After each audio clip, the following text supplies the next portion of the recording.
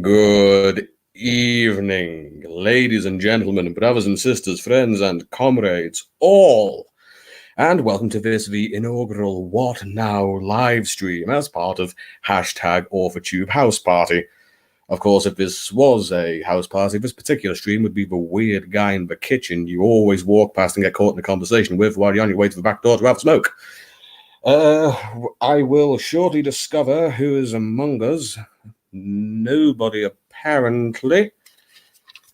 But we do have Fernando. Fernando is with us, my ever-present co-host and confidant. Who do we have? Hello. We have AS we have Del Cecil Runo. Can you hear me? Please, God, tell me if you can hear me. I'll wait. I'm more than happy to wait. But I will type in here just in case.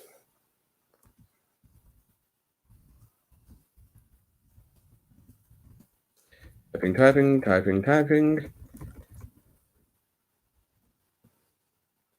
But I really do not want to have to do that introduction again. It lives! It lives! We are here. We are gathered here in this place at this time. This is an empirical fact, brothers and sisters. How are we all this evening? Please do let me know. The world is ending outside, yet here we are together, this brief flame of common humanity at the end of days. How are we all?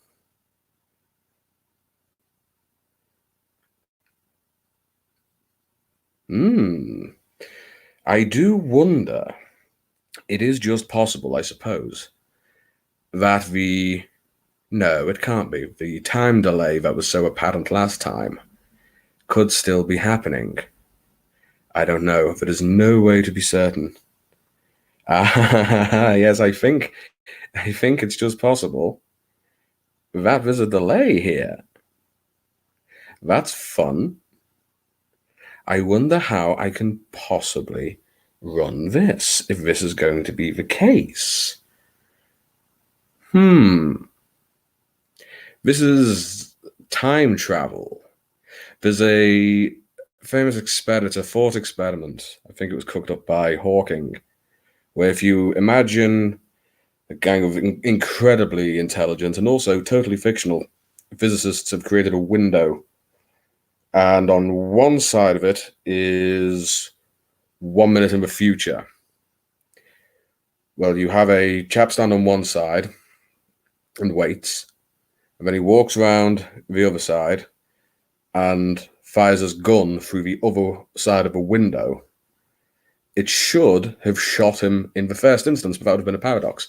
So, what I'm thinking is, there has to be a way that I can conduct some kind of meaningful conversation with my free viewers, apparently, allowing for the fact that I'm receiving messages from the past. I mean, I'm communicating to you from the future. Do let me know if that's the case. Ordinarily, and when I've seen things like this, people are rather chatty, and I know for the fact that you folks here are very chatty. So let me know if I am working on some kind of problematic, chronological, four-dimensional escapade. Well, since this seems to be going just about as well as I thought it was going to, I may as well talk some author crap. Because that's what this is for, ultimately, I suppose. I mean, you're all still bright-eyed and bushy-tailed, but it's 1 o'clock of a morning here, and everything is so deathly quiet. Oh, it's like that, is it? Who else is loving this and just want to let him go? Well, they often told me that if I kept talking to myself, they'd eventually come and get me. But then they come and got me, and I kept on talking to myself. So that didn't really happen. I am just going to possibly break the causality of the universe by entering into the written chat for a moment. Too quiet, underdog author. One moment, and I will be with you in a second. I just want to find out, by using a secondary form of communication, whether or not my suspicions are true. Can anybody clarify whether, oh, that's misspelled, whether or not that I'm lagging, ladies and gentlemen, I am lagging. There is indeed a time delay with this. Right, now let us consider the issue of volume. Ah, no lagging yet. Okay, I can live with that. If I click this, oh, I've got a big picture of myself. Lovely. Audio. Come on, in your own time. Ah, right. There doesn't seem to be anything I can do about the volume, except, of course, speak louder, which I've got to be careful about doing because it is 1 o'clock in the morning and there is a young family on the other side of that wall. Well, presumably not that wall, but up there somewhere, because they like to scratch at my wall. They may not actually be people. I do suspect there are mole people or Morlocks living next door to me. So I may come just a little closer to the microphone. Just a little closer. Let's get intimate. Let's gather together. We're all, we're writers. We're free and easy. We can be intimate if we want to. And to be entirely honest, I'm very excited because this is the very first time I've ever been on a webcam and no one's been asking me to take my clothes off. Mind you, for the right money, these buttons can start coming off. And we'll see how that goes. But I was going to talk about some awfully shit, wasn't I? Because, as I've mentioned to just about anybody who will listen, I am tremendously disappointed with the quality of this apocalypse. Essentially, I have to just sit indoors with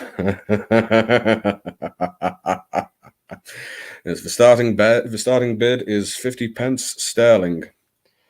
You get an extra tweak of the lower one if it's one of those fancy memorial ones with like Big Ben on the back or something. The ones the bus drivers don't take. No. Underdog author, what are you suggesting? Way to make a man feel like he matters.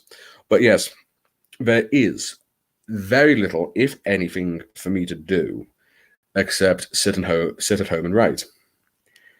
And pretty much all I ever want to do is sit at home and write.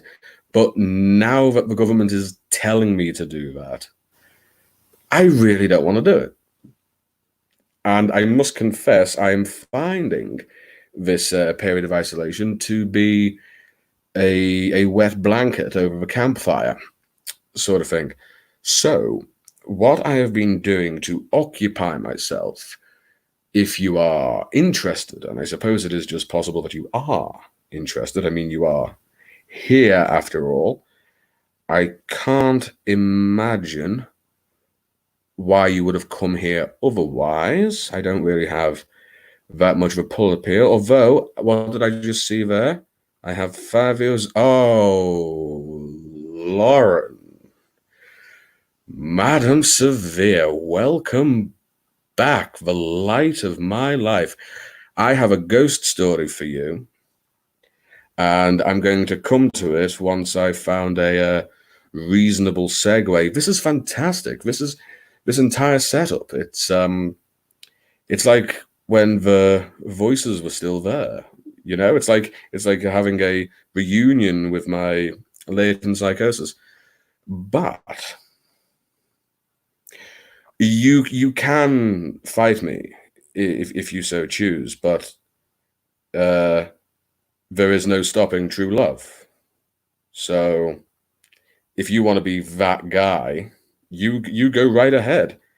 If you want to be the villain in every other person's story, you go right ahead. Yes, what I've been trying to occupy myself with is a very, very ill-advised package of activities because I am about halfway through the research for my new novel.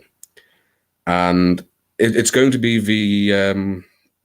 because I've started a series on my YouTube channel about how I write. And it's a very, very long rambling video that nobody has watched because I don't blame them at all. But the next one is going to be about researching your book because I'm one of those people who really loves the research bit, because you never know what you're going to find, and all of a sudden your book that you thought was about one thing can become about something else entirely, or it could become about 2 or 3 entirely different things. So at the moment, I'm up to my arse in histories of 16th century espionage. It has literally nothing to do with anything that goes on in my book, except for maybe a passing conversation between 2 or 3 characters. But I am completely obsessed. Oh, for Cassie Beeb, hello, hello, hello. I really shouldn't do that because I sound like Count Olaf when I do it. Hello, hello, hello, children. I could never get on board with Harry Potter. I'm one of those people who... It's not fair to say that I dislike Harry Potter. It's more a case of I hate it. I hate it so much it actually gives me energy. Some people take vitamins in the morning. I just remember how much I hate Harry Potter. But here's the thing. Count Olaf in a series of unfortunate events. I was definitely a Lemony Snicket child. My sister was a Harry Potter fan. Still is. But I was series of unfortunate events. Count Olaf was a considerably better villain because he was much closer to real evil. You know, Voldemort is a sort of platonic idea of evil. And the only attempt to really explain it is, oh, but he cannot love. Yeah, fine. Okay, back of the queue. But Voldemort... Listen, if this is our first tiff, Lauren, then I think we're going to be okay. But for all the terrible things Voldemort did, murder, fraud, overthrowing a government, I think repeated attempted murder of a child, yet he never tried to marry Harry.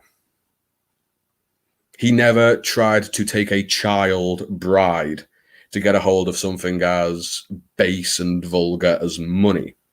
Now, if at the end of the Goblet of Fire, when he has Harry pinned up in the graveyard, actually it would have been a considerably better ending. Imagine it. It's exactly the same up until the point where Voldemort has emerged from the cauldron and what's his actual name? His nickname is Wormtail. Pettigrew is he's suddenly got his... Oh, Madam Severe, we will come back to that in a moment because I get distracted terribly easily and I want to finish at least one point that I've started. So yes, imagine the Goblet of Fire right up until that point. And Harry is, hello, Aphrodite Lee. Welcome, welcome, dear Lord. There's people here I know, who I'm aware of. This is like going on stage in your community theatre and there's actual famous actors in the front row. This is not intimidating at all. But welcome, welcome, welcome. If you've only just joined us, I don't think I'm in a position to give any context for what I'm talking about, because even I do not know how I got here. I've asked my parents how I got here, but they won't tell me. There's apparently information on the internet. I understand that, but I haven't found it yet. But yes, I'm just not going to look at the chat while I make this joke. if that's the correct way of putting it. Goblet of Fire, exactly the same. Voldemort is taunting Harry while he's pinned up, but when the Death Eaters arrive and the masks come off, and oh, there's Malfoy, there's Mr. Crab. Oh, that's an immediately better ending. If Voldemort takes off the mask of the Death Eater and it's Mr. Krabs. I distract myself far too easily. You see, in my usual videos when I edit out all of this bollocks. I don't script my videos, so I just go along with it. Voldemort, me boy, and so on and so forth. Yeah, it would just been fantastic if instead of like going into the duel and his dead parents turning up, it was a wedding ceremony. If Voldemort was actually trying to marry him, what if Voldemort had actually imprinted on the baby Harry the way I hesitate to say werewolf because they're not really werewolves, in Twilight imprinted on that creepy CGI baby. You see, this is what we do. We can just make these things. We can make these things better. But I had been talking about one thing, and that Cassie, you are missing exactly nothing. You are not.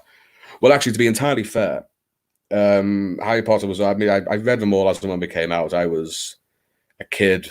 I was the exact right age when they were being released to read them, and I did, and I enjoyed them for what they were. They didn't stick with me the way they have with some parts of the audience, but that's fine. Taste and what you like is totally subjective, and nobody can ever take away from you what you like. No one can ever convince you otherwise, and nor should they try to. But it's the retroactive world building of it that gets to me.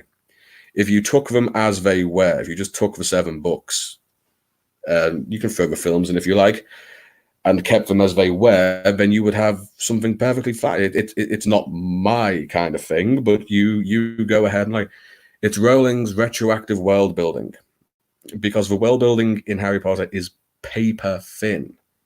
If you start trying to go back over and pile things on, it just falls apart immediately. There are questions that you can like it. It's absolutely no skin off my nose, nor will I ever say a bad word against somebody for liking something. It's the constant revision of it. It's she does to books what George Lucas does to films, and it's horrifying. But I can't stand it. It's, you're not even attempting to respect me as an audience member. But then again, it was a very long time ago that I was its demographic. I mean, I was in the first year of junior school when the books came around from Scholastic. Dumbledore was the villain, and the worst part is Harry idolizes him even in his own death. He never sees how conniving and manipulated and evil he really was. I completely agree, Lauren, and that's not just because of my undying affection for you. Dal, excellent point. I will turn to that in a moment. I don't think Rowling realized it either. It's to do with Dal's point on ableist views. It also has, I mean, the politics in it is nasty. I mean, at the time it was, I think, the Philosopher's Stone. I beg your pardon, majority American audience. The Sorcerer's Stone. I think that came out. Was it 1997? Can somebody remind me? I want to say 1997. What is his name? Yes, Cho Chang is a perfect example of that. Politically speaking, Seamus Finnegan, the one definitely Irish character in it, is the one who's always blowing things up in the political climate of 1997, not just prior to the signing of the Good Friday Agreement. If that had been written today, that character that is as offensive as if it had been a Muslim character who is always blowing things up. That's given the time it was written in, it's an incredibly offensive stereotype. But yeah, the basic insinuation is that the one named Irish character is a member of the IRA. It's it's a massively oversimplified view of the world, but it's fine. It's fine. You go ahead and yeah, it's and somebody pointed. I don't. This is not the hill I want to die on, because in addition to not to really hating Harry Potter, I also don't care enough about it. My major thing about it, why it gets under my skin, is, and I think perhaps a number of you may have experienced something similar. Is if you say you're writing anything even vaguely fantastical, people will say to you, "Oh, what, like Harry Potter?" Or if you are having trouble finding an audience or representation, will say, "Well, you know, J.K. Rowling submitted to however many ages before she was picked up. She's not someone." Yeah, it's horrifying, and you know, I'm second generation. I'm a Celt. I'm not a Saxon. I'm in the part of England that was Celtic, not Saxon. Yeah, yeah, it's absolutely right. All of you, Aphrodite, you've got it right there. It just hasn't aged particularly well. Now she could have left it, and it would have been what it was from the time it came from. But this constant idea of trying to make a particular piece constantly relevant instead of moving forward and redefining yourself as a writer, it gets to me. But yeah, J.K. Rowling being held up as an example of the true writing spirit really gets under me. And I suppose I'm going to go out on a limb here. It was true when I was in university. It was true in my class with the ladies I spoke to there. And I wonder if any of you have experienced this, that you'll get, whenever you try to explain what you're writing, you'd get the oh, so it's like Twilight. My entire university time was defined by women writers, but at the time anyway, aspiring writers who would just be immediately thrown onto the Twilight bus by people because they thought it was that's what women writers in the horror/fantasy genre wrote. It's nightmarish, the myopic state of popular culture. It doesn't stretch all the way out. So yes, I had been talking about something, and then I was talking about something else. I can't remember what either of them were. I'm not 100% certain on how I got here. I've done this bit before, and I'm still none the wiser. Game of Thrones is another one. I think this generation will certainly be getting the George R. R. Martin treatment. He will be held up as the paragon of it. Ah, yes. You see, I have noticed recently, I say recently, in the last 5 years or so, little by little, I've been meeting less and less aspiring science fiction writers. Yes, we should. I would love to do a ghost story stream. In another life, good Lord, a very long time ago, I used to work for a ghost tour company. I used to be one of those fools that, hello, love smiles. We have not met. This is our first time together. It's very, very, very good to meet you, and a heartwarming and highly optimistic username you have too. I'm English, so I'm not allowed to smile by an act of the Geneva Convention. Yeah, I used to work for one of those ghost tour companies. Yeah, a long time ago, I used to be an actor. Take a wild guess the sort of parts I got. But I was one of those fools who would, you know, put on the white makeup. It's one of the reasons my videos are in black and white. because my makeup was always black and white. And I used to wander around the city and show. It was always Japanese or Canadian tourists the best ghost spots in Liverpool, which is fantastic. Regrettably, if I'd have known there was such a thing as a theatre scholarship, I would never have picked up a pen. I feel like well, no, either way, I think I wasted my life because I do not act anymore. Regrettably, my part of the country doesn't really have any serial killers. Well, I say that now that I've said it, they're going to be looking everywhere.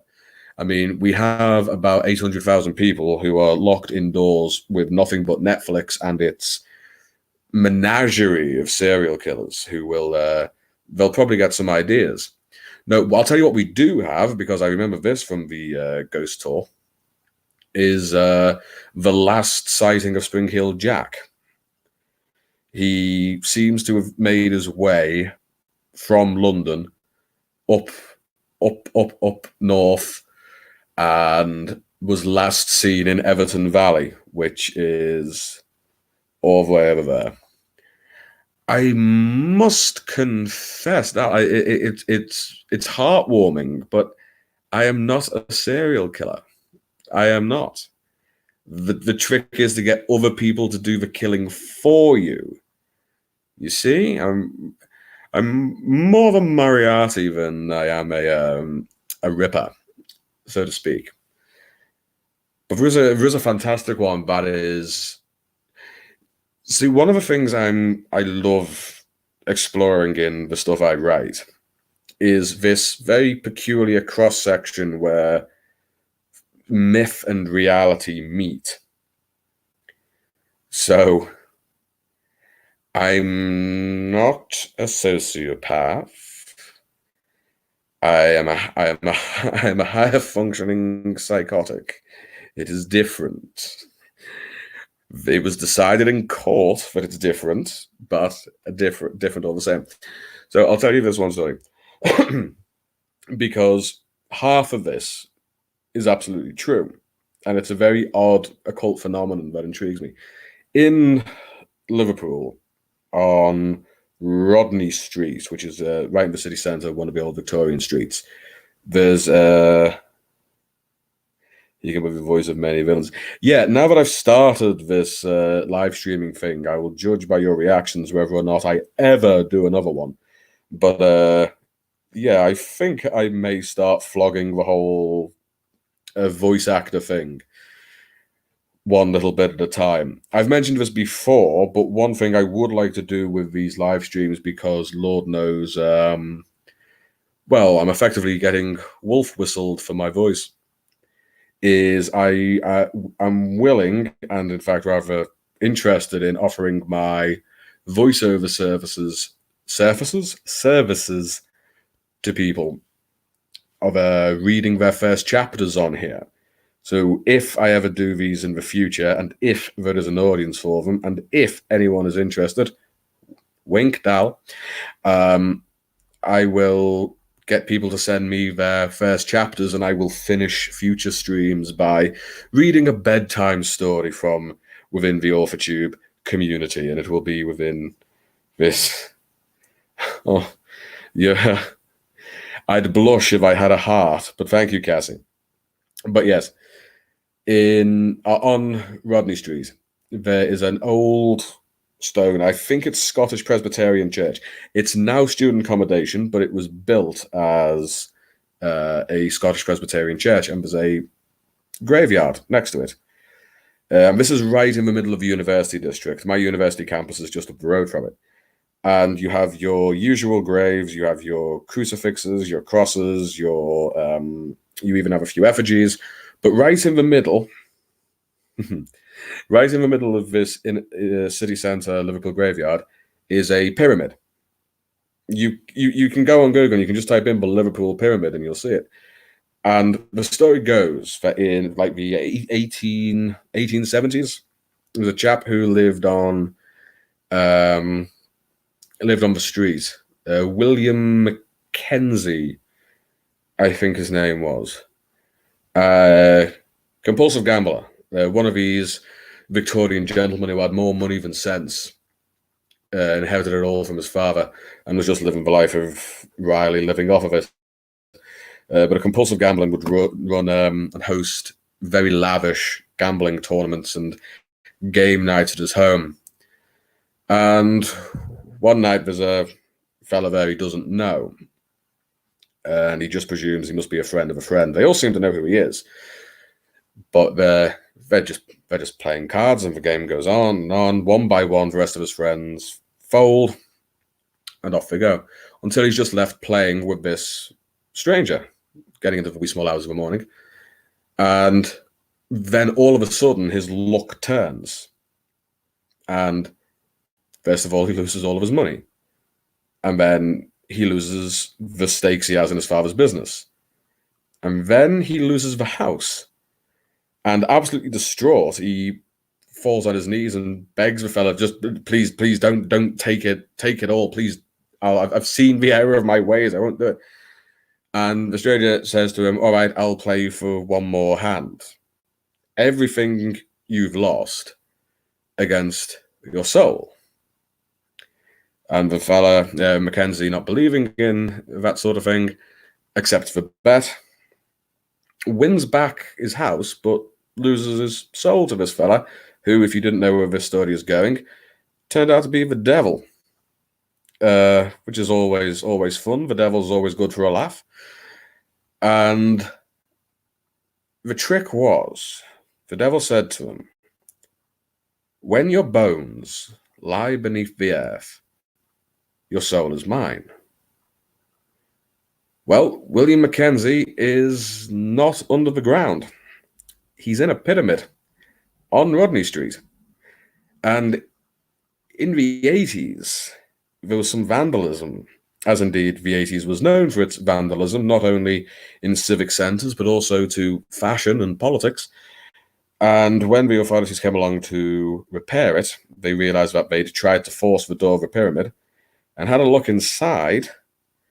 And yeah, inside that pyramid is the skeleton of William Mackenzie sat at the poker table with the winning hand still in his bones.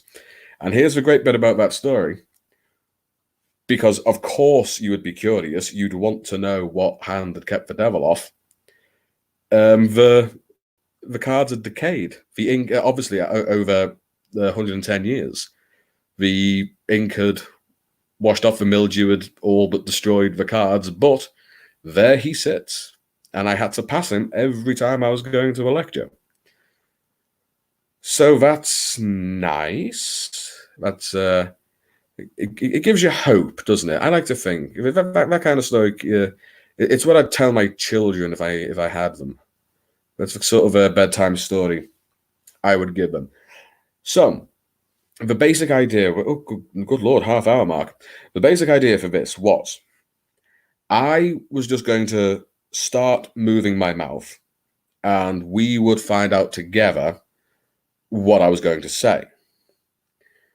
That's been working adequately so far, but I am running a little dry on the things I can talk about because I had started talking about something at the beginning. I have completely forgotten what that was.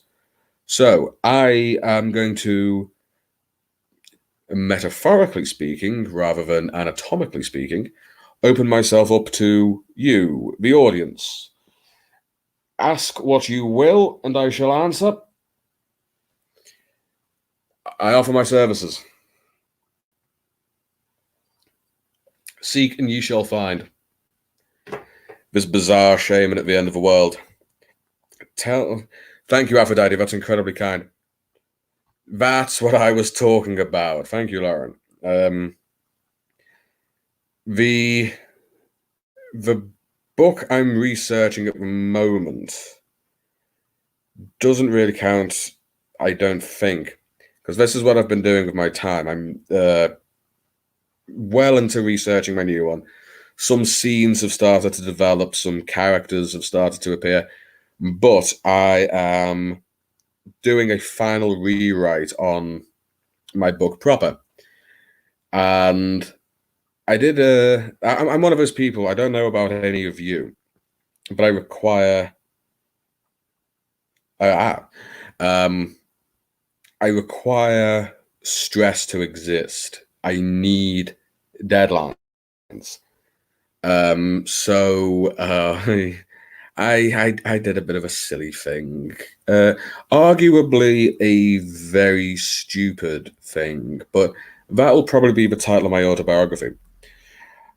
I sent my book. For those of you who don't know, I had an opportunity to pitch with an agent in December, and he was good enough to to meet with me, and he read it and he said, "I love your writing. I love this story. I love the genre. I'm currently writing in weird fiction, and but it was a sort of collection of shorter pieces with one central thread. But he said you've got to turn it into a novel." So I went away and turned it into a novel, and I sent it back to him about 4 weeks ago. I happen to know that he's in self-isolation with my book as we speak. So I think my chances may be out the window, given the current climate, because basically the first chapter of my book is the narrator telling you you're going to die, you worthless piece of shit. Because the narrator of the first chapter is like that. But yeah, I sent it to him about 4 weeks ago. It said you get back to me in about 8 weeks. And yeah, the book's not finished. The part I sent to him was, but I really needed the proverbial kick up the ass to get it finished. So I sent it to him and gave myself a ticking clock. So what I'm up to at the moment is I'm going through it one last time, and I'm cutting out all of my bad habits because I'm noticing dropped words, repeated words. Before I sent it off, I realized that I had done an entire scene twice. It did my word count wonders because I couldn't understand where the new ones were coming from, but there was a whole section completely duplicated. And this is what happens when you switch from ordinarily writing longhand to doing it in multiple word files. I mean, if anybody is interested, because I'm short on content and you all seem to like how I sound, I can read you some, if that is something people would like. But, oh, you know what I've just realized? And I'd completely forgotten that I could do this. Aphrodite, you're up. Did it work? I am a tech marvel. What's your go-to writing drink and or snack? I'm old-fashioned, and I must say, terribly cliched. I can't work without tea, and I'm very, very particular when it comes to my tea. I'm with George Orwell all the way. Here is the correct way to make tea if you're interested, because see, I'm startled by the sudden wave of green tea everywhere, because for as long as I've been alive in my part of the world, green tea is medicine. If you've got like a bad chest or a head cold, green tea is the you take it, you shot it like medicine. But the correct way to make tea is it comes in a mug, not in a cup, and you brew it until it's black as sin, and then a good splash of milk until it's the color of He-Man's skin. You do not put sugar in it. Mind you, I've seen people put milk in green tea. It's horrifying. It's but no, I can't eat while I'm working. I usually let my not inconsiderable stomach work as a counter for if I've been doing it too long, and if I need to step away for a little while. But I'm afraid to say that caffeine and nicotine are what keeps me going. What have we got here? I got sidetracked helping a friend with her marketing plan, and I'm almost done writing a workbook. A workbook? Tell me about a workbook. What's that? Like that as well, but I don't fall apart if I miss one. Yeah, I was very lucky when I got into the last year of my masters. As I hated the course, I hated it so badly until the very last semester of the last year when I had a new tutor who is actually a international best-selling, award-winning novelist. So having one of them on your side is always fantastic. And she was kind enough when the course was over and I was technically no longer her student to she acted as like my guarantor, so to speak. So I had 4 sections of the book left, and I sent them to her one a week. And I only missed one of the deadlines, but it did wonders. It got the book finished. All my deadlines have been pushed because of yeah. It's oh dear.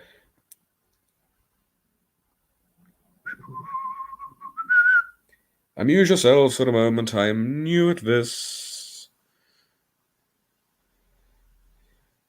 This has only lavender and mint.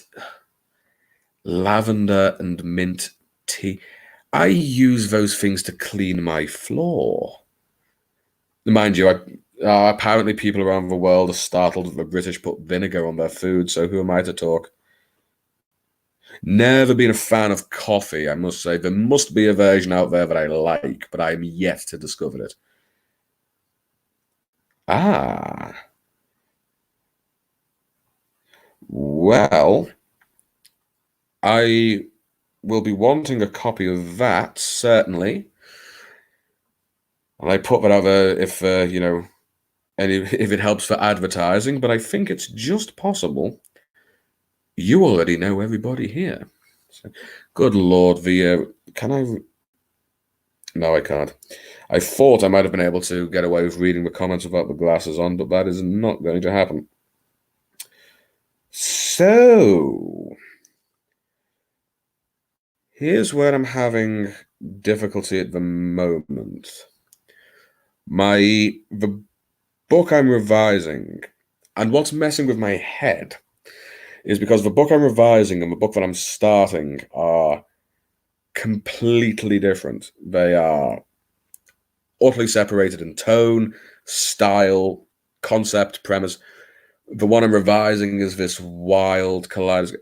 If you've ever seen the Hello, Amanda Wilmot. This will be the first time we've met, but I'm ecstatic that you're here. Oh, I'm making all manner of new friends this evening. If I'd known, I would have made myself look prettier. But if you've ever seen the Beetlejuice cartoon from the 90s, basically the plot structure for the book I'm revising is like the opening titles of that cartoon. Whereas the one I'm moving on to now has a more very deliberately structured approach.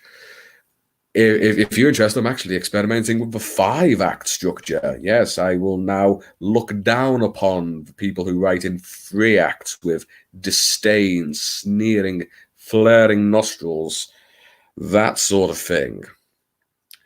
But it's proving an interesting psychological experiment because again, the book I'm revising presently has 6 intertwined narratives that have a common theme throughout and common characters throughout, leading towards what end. And the premise of it is, now that I've turned into a novel, is there on the other side, the not the afterlife, but the netherworld. They are playing games with us. They are taking bets on us, like in Jason and the Argonauts, where the gods have got the pieces on the chessboard. And human lives and particularly human deaths are a source of entertainment and gambling for them. They look on us like horse racing. And the stories that follow are about people who are unconsciously playing this game because the call them the demons for the sake of argument have sent one guy in to see to their interests, and the other side has sent someone in to play there. So the people in the stories are unaware that they are being played, but the audience is, and some of them lose really badly, and some of them win really well, but none of them survive. That's not a spoiler. It's there on page one.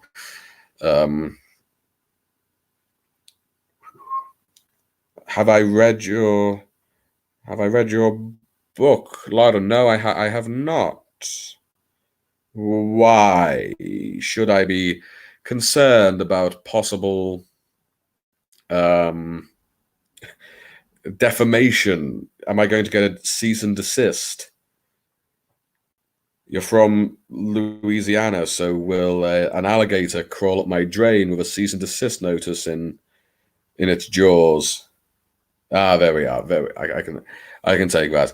But yeah, it's in 6 different genres and 6 different styles. Some of them are blatant comedies. The it's it's a it's I'm hoping people will say it's kaleidoscopic and chameleonic as opposed to schizoactive and impenetrable. Hey, what can I say? I like my speech like I like my women, free and indirect.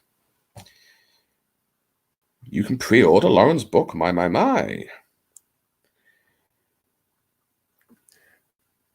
And if that wasn't enough, I am writing a pilot for a possible web series, which is interesting. So I like to have an enormous stack of ideas. I like the idea of oh dear, my teeth. I've got teeth like a goddamn shark. Oh, hello. Well, I'm both glad and intimidated you asked. It's a hang on, I can do this. I've had seminars on pitching. I think you could say it's a cross between Men in Black and Parks and Recreation. It's a workplace comedy about effectively the secret police force that defends humanity against occult and horrific forces. The idea is I've got the main character in my head, and she's the best and the best. She's overcome everything in her life. She's aced for classes, she's passed for training, commendation after commendation. And when she is recruited into this secret organization, she thinks it's going to be in London or New York or somewhere. No, she's sent up here. She's sent to Liverpool, where everything's a little bit more sedate on the occult front. You know, the werewolves have a community outreach program in the local library, that kind of thing. So it's going to be an ensemble, very dark, very black horror comedy with any luck. Lord knows there's so many things I've tried doing over the years that have just fizzled and died. So I'm clinging on to this one particular manuscript with everything I've got. So this is where we stand at the moment: revising one book, writing another, working on a pilot that will. Oh, Amanda, that's incredibly kind of you. I'm umming and ahhing, but I think I'm nabbing the role of the scientific officer for myself. I like the idea of just a really jaded, I fucking had enough of this. I can't. That was actually a Scouse accent for a moment. Incredible. Excuse me. I tell you, I do not have a thesis for my PhD yet. No, I only graduated my master's at the end of November. So I've been in the process of working on my PhD proposal, but obviously the universities are closed, so it's just sort of stewing there, and it's a tricky one because the way a PhD in writing works is well, writing can take the bulk of it, but they tend to plug something else onto it. So I think I'm leaning more towards cultural history. But you have to do your thesis, and on top of that, you have to present an original creative work. So in my case, that'd be a novel, and they have to have parity of word count. So if I write a 100,000 word thesis, I then have to write a 100,000 word novel to go with it, and only then do I become a doctor. So the next time I'm on an aeroplane and someone's having a heart attack, and they say, "Is there a doctor on board?" I can stand up and say, "I'm a doctor, but probably not the one you're expecting." 3 cheers for anyone who got the reference. You should do cultural history of Louisiana and come visit for research. Yes, I've often liked the idea of when I inevitably make an outlaw and criminal of myself here. I've often liked the idea of, oh, have I frozen? Hello, hello. Quickly, anybody type me a message so I know that I haven't frozen. The suspense is terrible. I hope it'll last. Hey, I'm still here. Yeah, when I inevitably, dear God, have to get out of England, I've often liked the idea of disappearing into Louisiana and opening a voodoo emporium, and everyone will call me Doc English, and no one will know anything really about me, unless they find this stream, in which case you still know absolutely nothing about me, because everything I'm telling you could be a lie. Who knows? Technical problems have been resolved. Dear God in heaven, how have I got 10 people watching this? Oh, I suppose one of them's me, so how do I have 9 people watching this? I haven't had 9 people watch me do anything. And like I said, I used to be an actor. I played the Edinburgh Festival one year. I was in a touring production, and we started in London and worked all the way up until we got to Edinburgh. And we were in this converted church. It was only a little one-act play, but it was the first time I had a leading role. And it was at a converted church, and we went in, and there was no stage. It was just like the church hall had been converted with seats there, and there was no stage door either. So the cast and the audience entered through the same door. And given that there were no curtains either, I was just stood on stage with one other guy, waiting for the play to begin, as the doors were thrown open, and 3 people walked in. And here's the thing, it was a one-act play, 45 minutes. 20 minutes in, one of them walked out. Dear, dear, dear.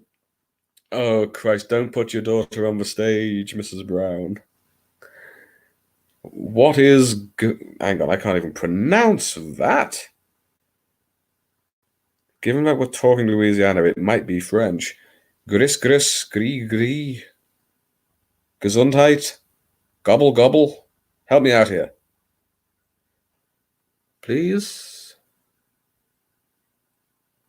The other thing that fascinated me about that tour was I started turning up to the theatre early, and I got talking to the cast of the play that were on before us, because I had like a 5-minute get out. It was all very the definition of fringe, and I was asking them what what the play was, and they said they were staging The Importance of Being Earnest. And I said, "Oh wow!" He says, "Yeah, it's an all male cast, and so we're trying to explore themes of homoeroticism and homosexuality through The Importance of Being Earnest." And it was all I could do to not say, "You're looking for homoeroticism in Oscar Wilde, and acting like that was hard to find. That's not subtext. That's text. That's like going to see, I don't know, fucking Return of the Jedi and saying, so there's these wars between the stars." It doesn't quite work out. Ah, yes. Well, as we know, voodoo is just Roman Catholicism after dark.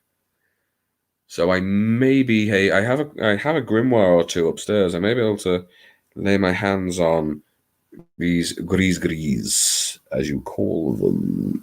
Oh, gris. Hmm. I'm going to call them Skittles because that's easier on my eroticism. Tee.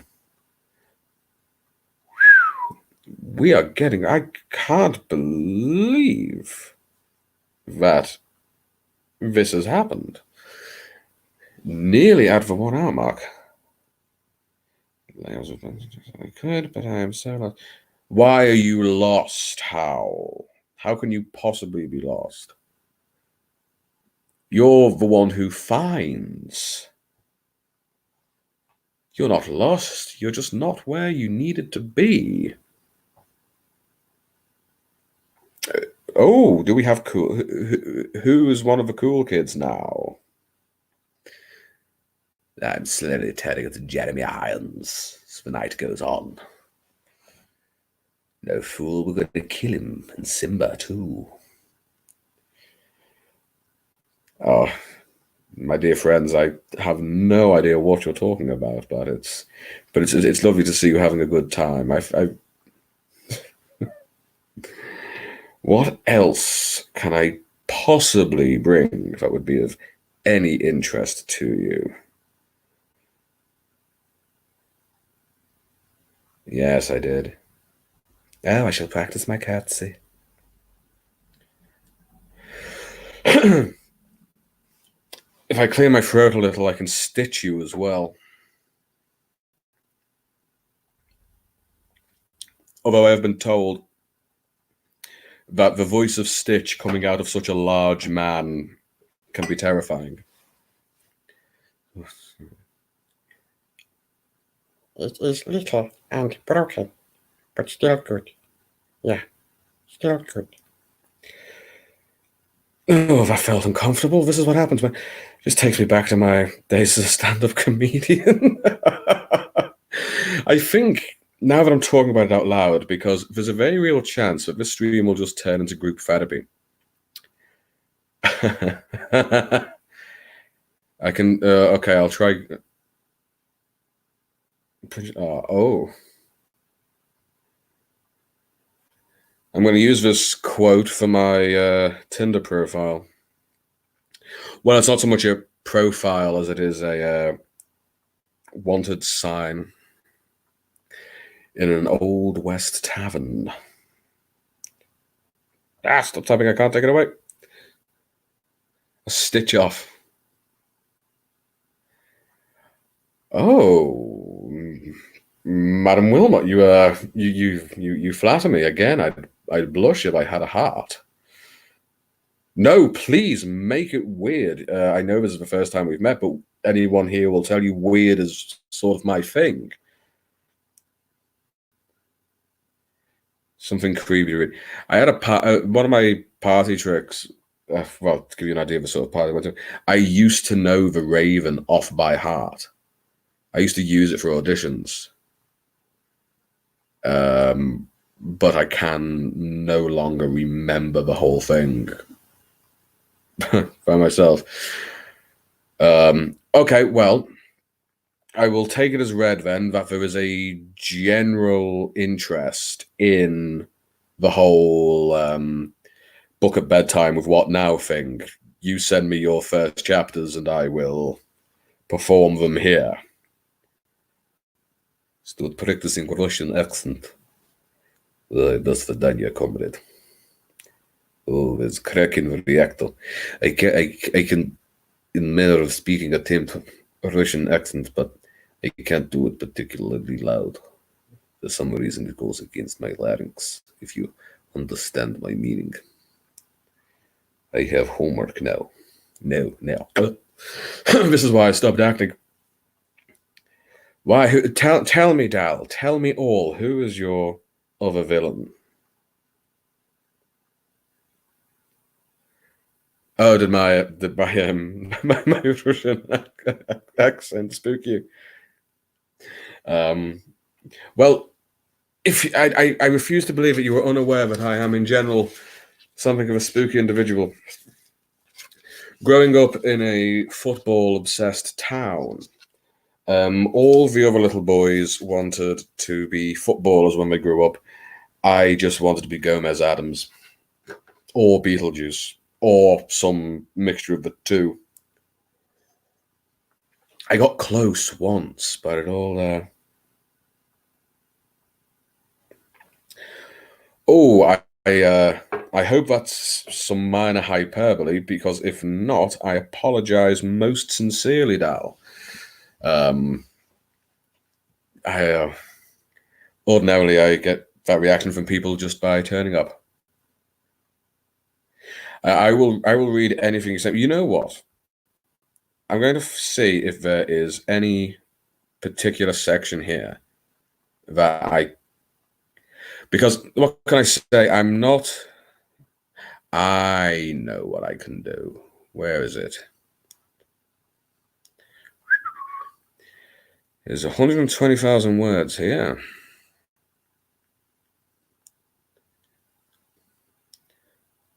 Where is the bloody thing?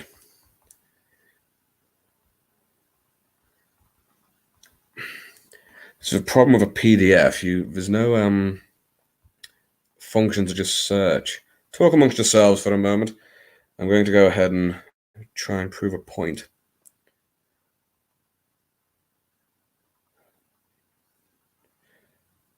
Hopeless romantics? Who are hopeless romantics?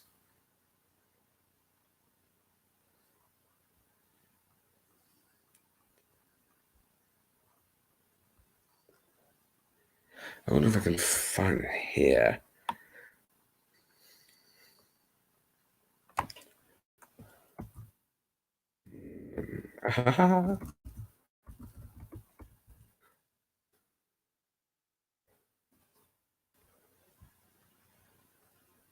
Right. If I have found this correctly, I might be able to prove a point. Yes. So what I have here, yes, they are, and indeed, so am I. Okay, let me try. I'm gonna look in the. I'm not being creepy by looking at the camera just to prove that I'm doing it. I'm trying to do it from memory rather than looking it up. Once upon a midnight dreary, as I pondered, weak and weary, over many a quaint and curious volume of forgotten lore, as I nodded, nearly napping, presently there came a tapping, as of someone gently rapping at my chamber door.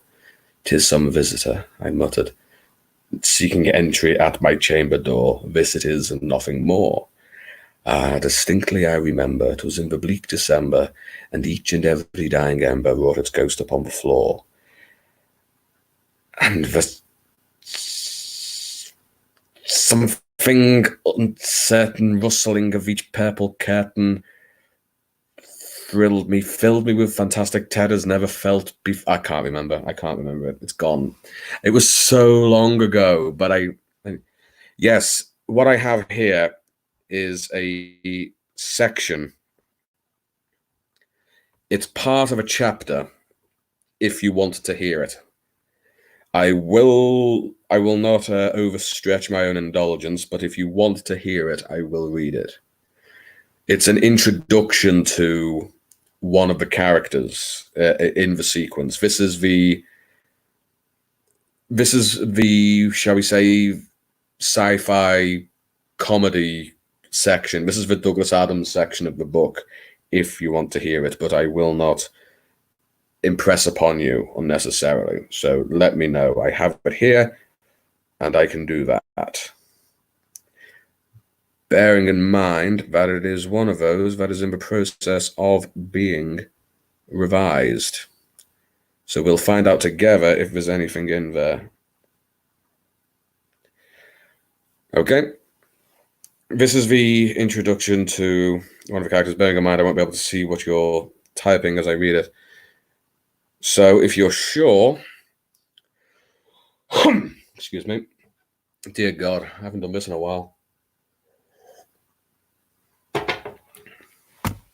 If you're sitting comfortably, ladies, okay.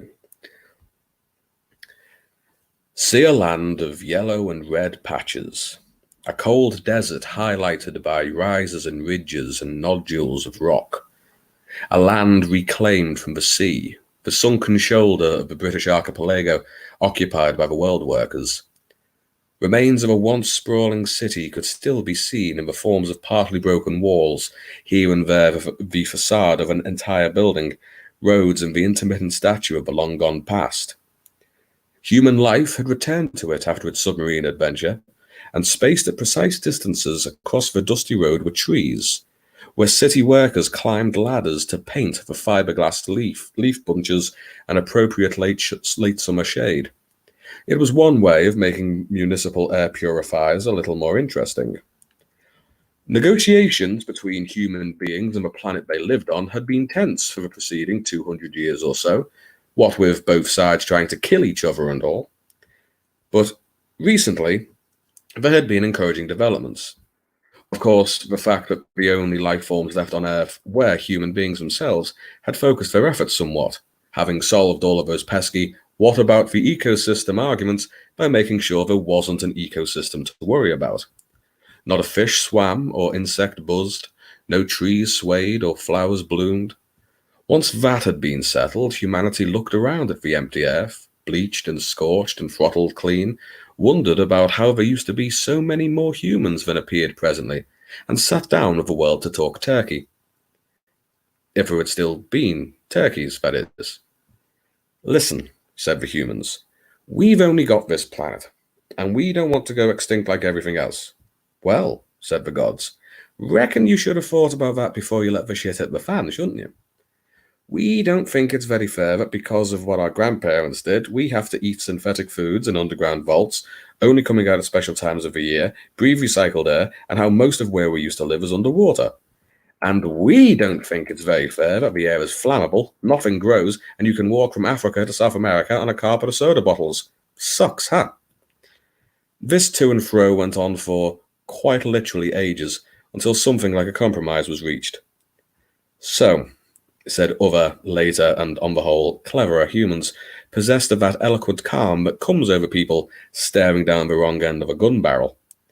If we clean up the air, put it back the way it was before our grandparents made it all poisonous and stuff, can we start walking about like we used to?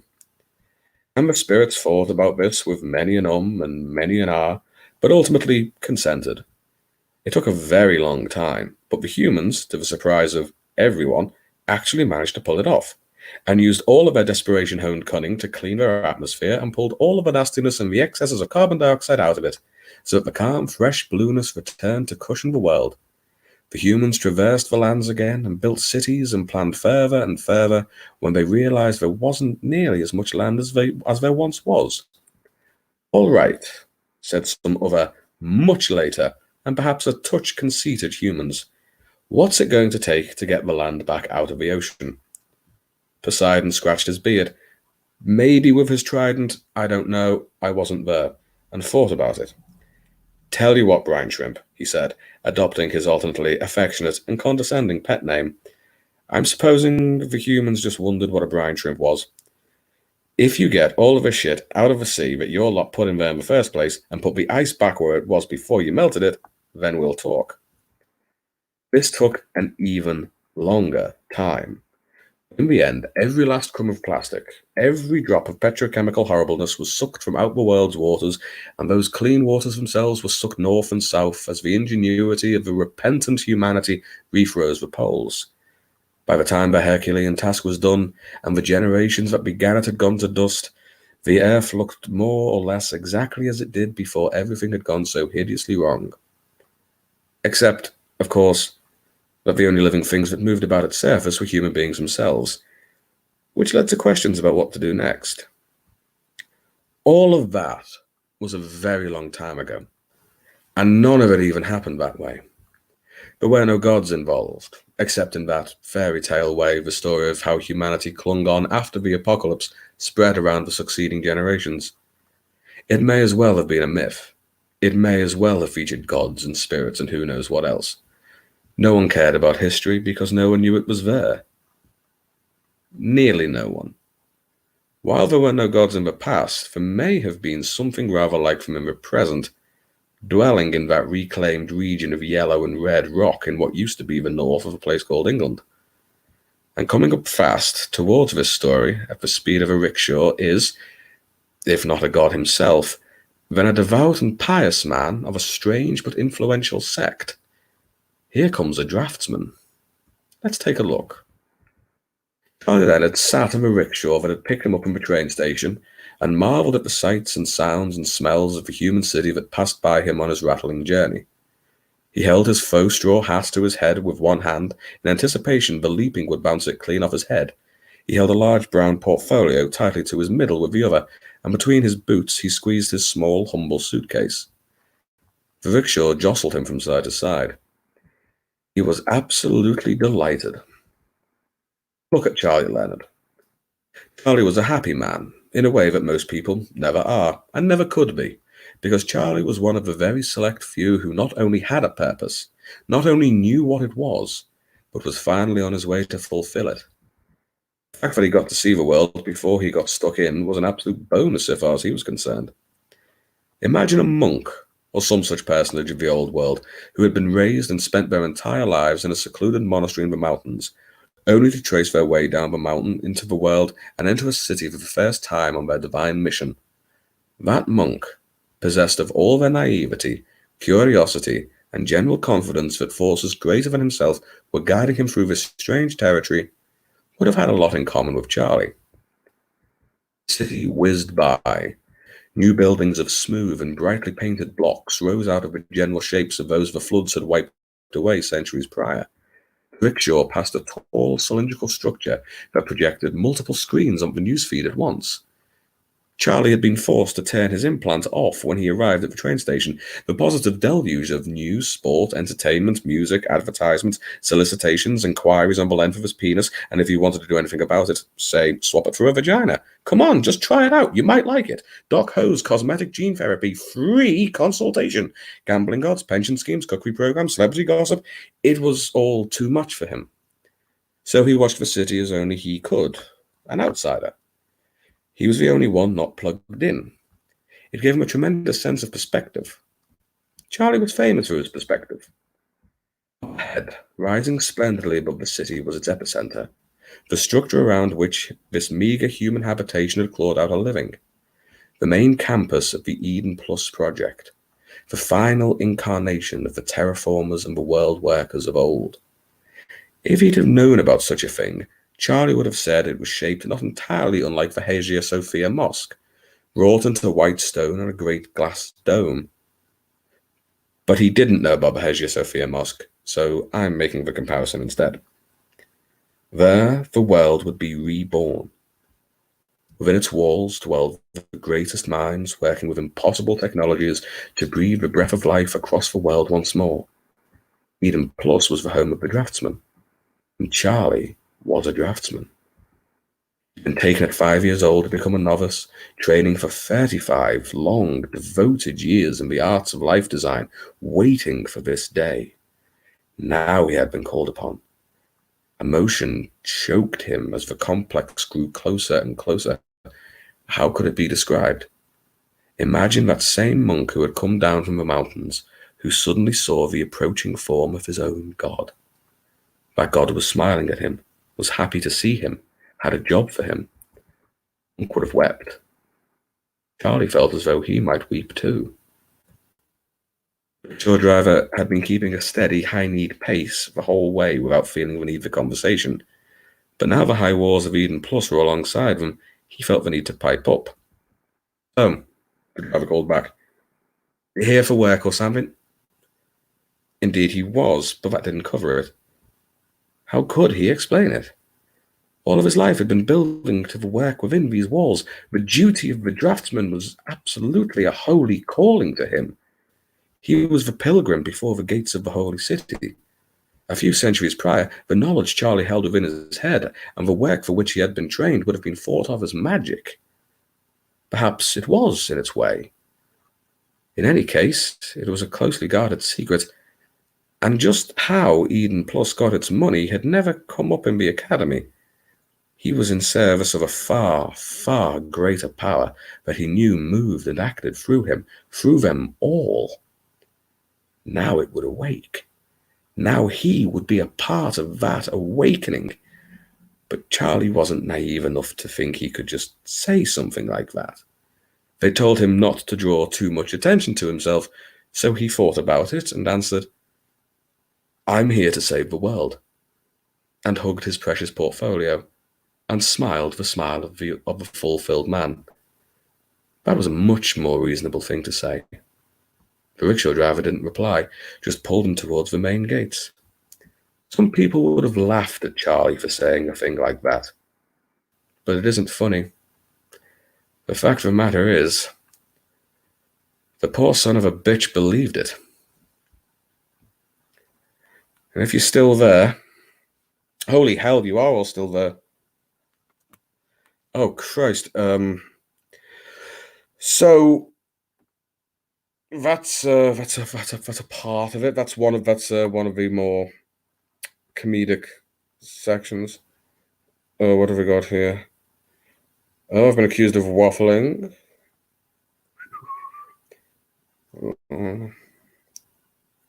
You don't. You're going back about 10 minutes now, and you don't need to be brave. I'll quite clearly do it for you.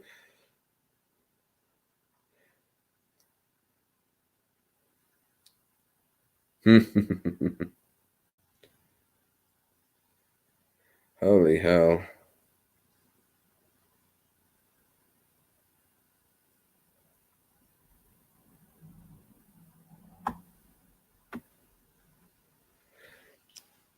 So, I'm guessing it works for people then.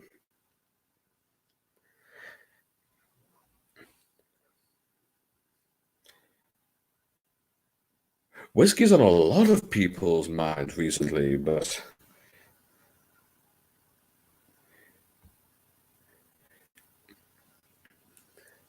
why have whiskey when this comment alone will keep me warm? So a way I can save individual comments, because that's a particular favorite of mine. I'm going to take it away so I don't just keep looking at it.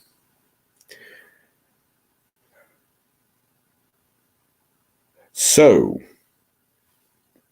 there's a bit of me book.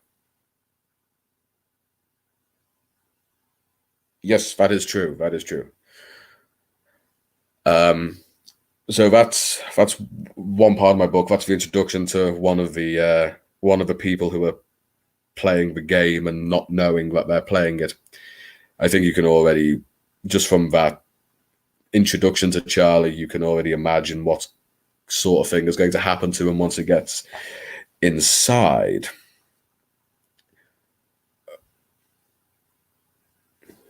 It is 20 minutes past 2. How long do you folks want this to go on for? Because, apocalypse and all that. I've got nowhere to be tomorrow.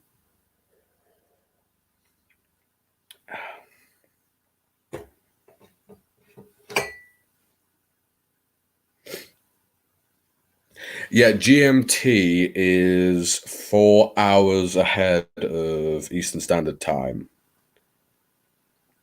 I'm not a vampire, no. I'm a lycanthropic sorcerer. Sort of. Kind of.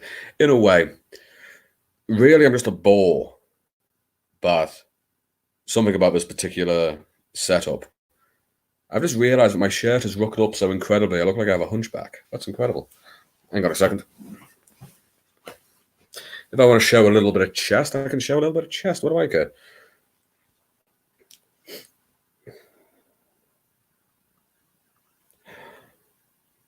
Ah, so I'm just intruding in on your dinner hour.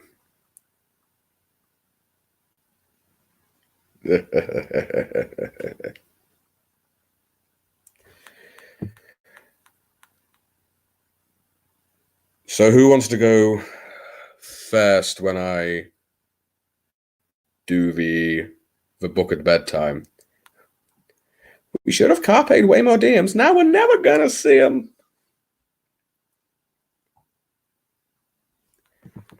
Ooh, hellfire. Who do we have here? It just gives me. It just says.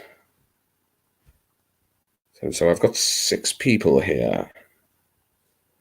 Because I'm guessing one of them is me. Oh, what's going on?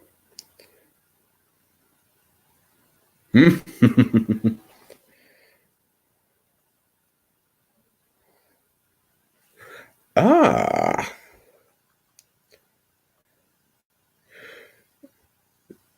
Let me have a minute. Do you want to do that now? You can send it to my Twitter, and I will do it right now. If you so choose, I will leave that entirely to you.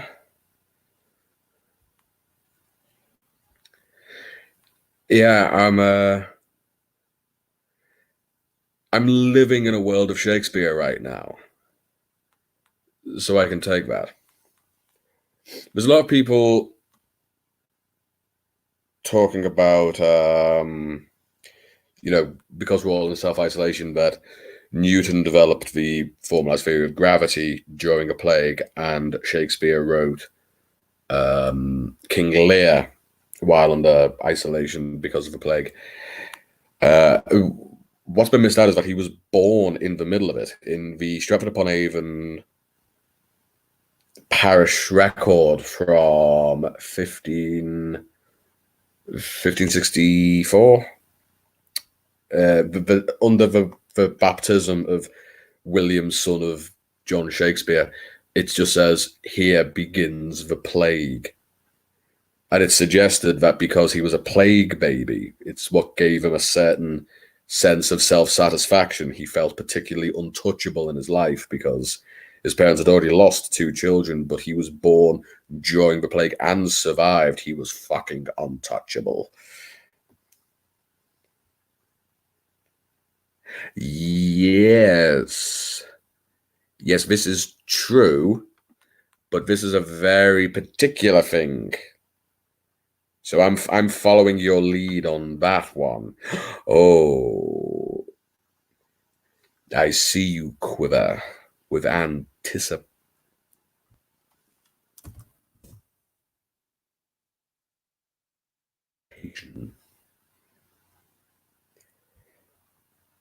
I'm not too old to get away with that, am I? Surely. Oh, tweet me do, please.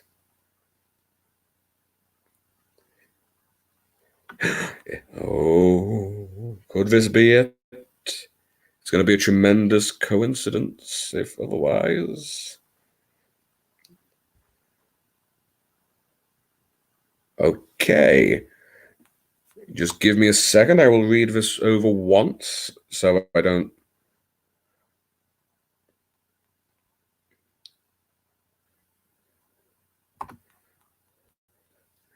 This is great. The duck gets a little red bill when there's a new message.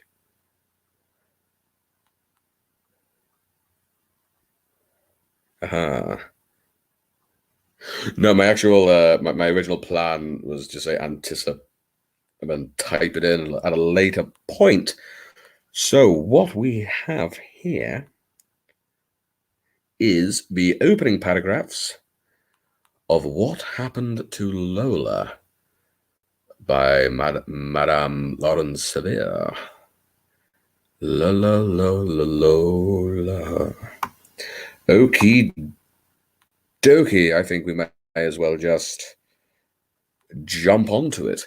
Are we all ready? Ladies and gentlemen, brothers and sisters, friends and comrades, all, are we ready for what happened to Lola? Was Lola ready for what happened to her? Given the title, I'm guessing not. Okie dokie. Bad things don't happen in small towns. Small towns are for leading quiet lives in rural ambiguity and collecting friends like trinkets to display among dust-ridden shelves. There's a quiet nobility in leading simple lives small enough that neighbors became friends who, sometimes, became family. The inhabitants of these places are like magpies, hoarding every shiny memory and trite accolade in greedy splendor. Bad things don't happen in small towns. They don't happen here. Or they didn't. It had been 6 years since the mystery of Lola Maffin's disappearance rocked the foundation of this town. 6 years since the news crews from the metropolis of Baton Rouge had descended on Dartonville like a hawk on a new litter of kittens. A hurricane of shiny cameras and investigative fervor that reduced long-standing institutions to carrion. Then, just as quickly, disappeared like mist on the Mississippi. Like a hawk on a new litter of kittens? Oh my god! That is some brutal fucking imagery.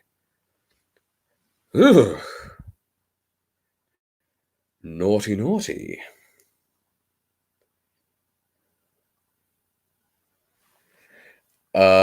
Does that work for you?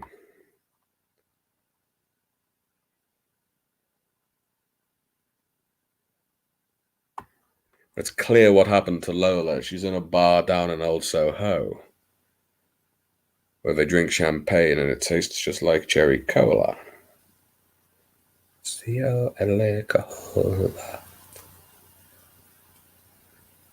That accent is just my general go-to. The only American accents I have in my repertoire are cartoons, and that was one of them.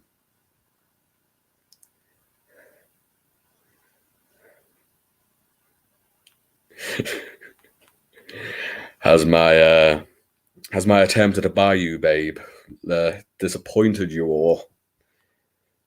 There's a lot of emojis. Yeah, I'm just villains. It's oh, you see, if I could do a Kermit the Frog impression, that would have been the perfect moment to crack it out. But Lord knows I can't. It's so sad, but I can't. Well, I'm coming around to the idea that I sound like, if Captain Holt from Brooklyn Nine-Nine was English. It's basically my larynx. It's terrible because you darling, gorgeous Atlantic folk, you have this really interesting tick where you talk about the British accent, and it amuses us no end because Great Britain is 4 countries and any number of regions. And if you knew anything, well, perhaps you do. I don't know. I don't know the full extent of. Perhaps I could play both, Dal. The accents in England are so varied; they change drastically about every 2 miles in whichever direction you go, and I just really wish that you all knew what the Liverpool accent was supposed to sound like. Because if you knew what I am supposed to sound like, you'd understand a little of the pain of my existence. Fucking hell, teeth like a shark. Ah, welcome back, Underdog Author. Nice to have you. How are you? This is like, I know what this is like now. This is like being on Mars. You can send a message, but then you've got to wait to say. There's no instantaneous reply.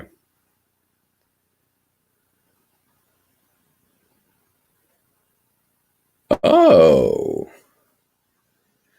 I I like to wander around the embassy and talk about reactors in that accent. It's what keeps me going.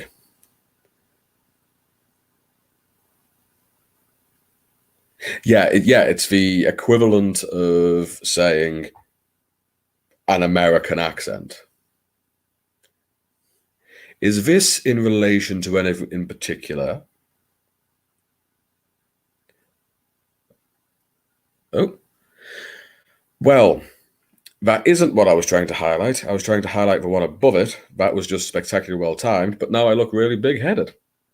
So, you know what? I'm going to own it. Yeah, there's love going on in the chat. Could the object of Aphrodite's affections please stand up so we can draw full attention to them? Yes, I'm hearing this. Apparently, I froze for Aphrodite earlier, but to be honest, given this is only the second streamer I've ever been on, uh, I'm just really glad that this one actually has a functional picture because the one that I did with Howell and Howard, which is incidentally a fantastic name for a crime-fighting duo, just make a note of it. I think somebody might be getting murdered next door. Not certain. There was only one really quick way to find out. It was so pixelated. I looked like CCTV footage from the mid-90s. Oh. Oh. Well, thank you very much, Aphrodite. I dare say the feeling's mutual. Yes, it has. Wi-Fi wise, Underdog. I don't know if it's done anywhere else, but over here they have they're lowering the bandwidth to accommodate the number of people who are now working at home. It's one of the reasons I'm doing this at this hour because everybody else is in bed. The bandwidth goes back up, so I can actually have a decent connection. Yeah, I somewhere between a bear and a crocodile, I think maybe. If I start singing Old Man River, is that going to really annoy Severe?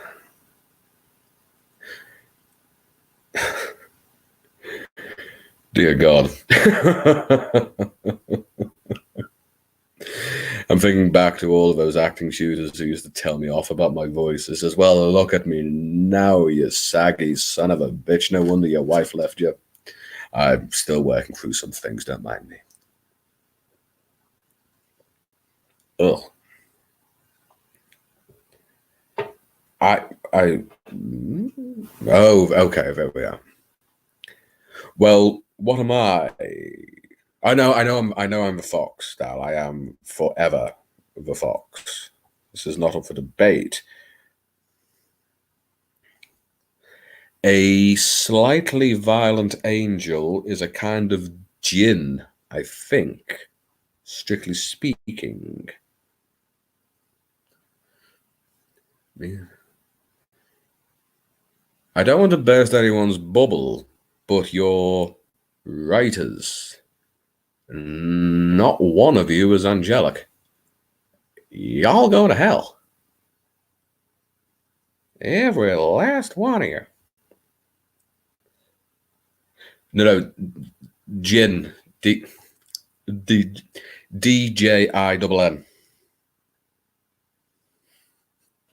Yeah. You're a mean one, Mr. Grinch. Why can't I remember the lyrics to Mr. I can get as far as the seasick crocodile and then I forget.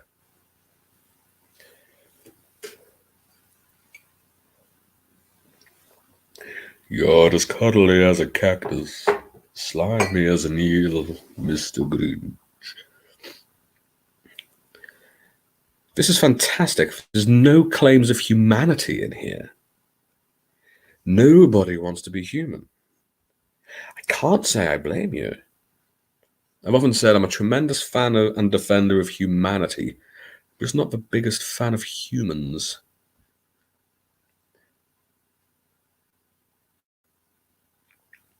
No, not at all. From which we get the English word genie. Genie being a corruption of.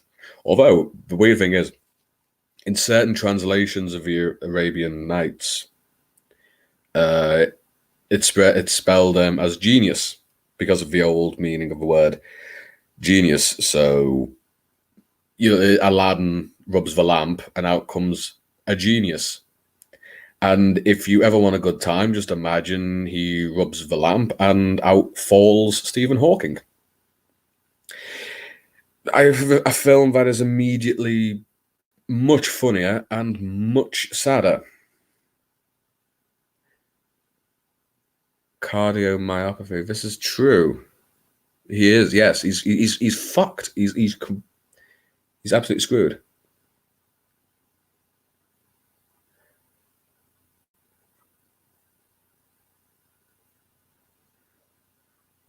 Oh, that voodoo that you do so well. Well, as we made this joke earlier, but voodoo is essentially Roman Catholicism after dark. Ooh, oh, the GIF. Yeah, I've been. Holy shit! I haven't done anything T-shirt worthy in this one, have I?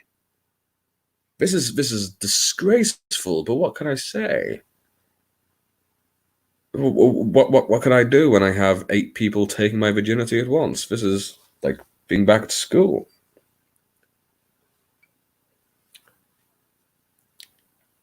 I'll tell you what I've just realized. My humor is appropriate for the hour I am in, but it's just dinner time where you are. So that joke just then was totally unnecessary, and I do apologize if it was in any way off the cuff. By the pricking of my thumbs, something cattier this way comes.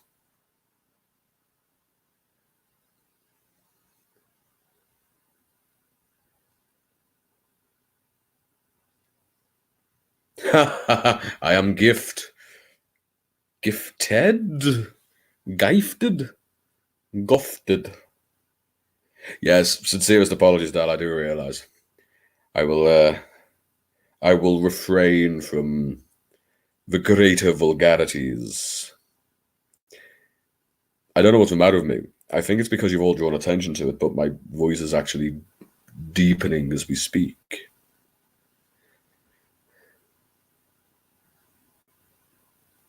Hello, hello, hello. I'm doing it again. Hello, good evening, and remain indoors. How are we all? Oh, God, hang on a second. Right, and there we are. So tell me how you all are occupying your time. There's one for the collection. No, Katia, you're bringing out my inner crocodile. Which I've just realized is a reference from much earlier, and you may not have. Yes, I'm feeling a little bit like a unicorn or a Sasquatch. I can get on board with being a Sasquatch.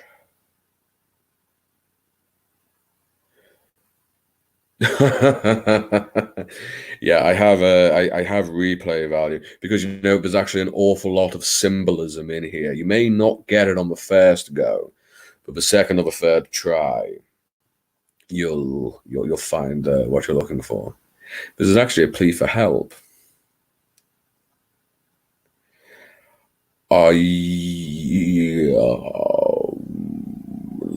Lauren, are you telling me that as we speak, you are on the front line?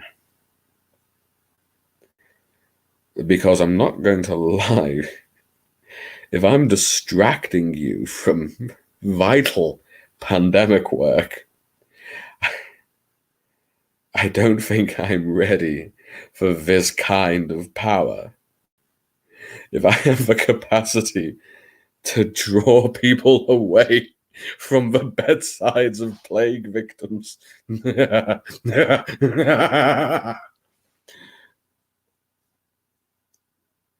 Oh, do I have bad resolution? Because I have been yes, I'm on StreamYard. Well, hello. You're new. I'm terribly sorry, but I can't pronounce your name. Claudia? Q. I will just say Q. Q. I have no idea what's going on here. I don't know who these people are. I don't know how they found me, but now they're in my house, and there doesn't seem to be an awful lot I can do about it.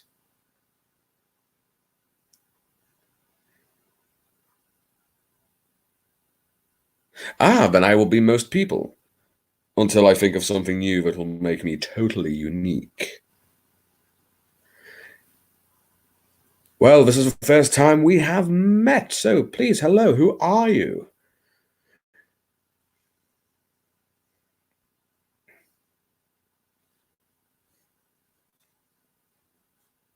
I've got nothing. You please, by all means, I'm just going to hold Fernando for comfort, and I will enjoy your reunion.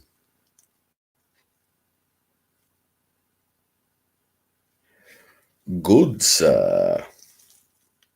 That might be a little bit of a stretch, but I will take the compliment. Thank you very much.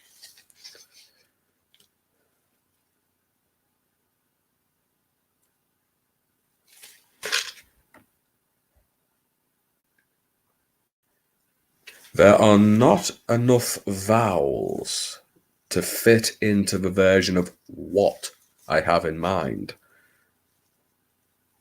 The skull is called Fernando.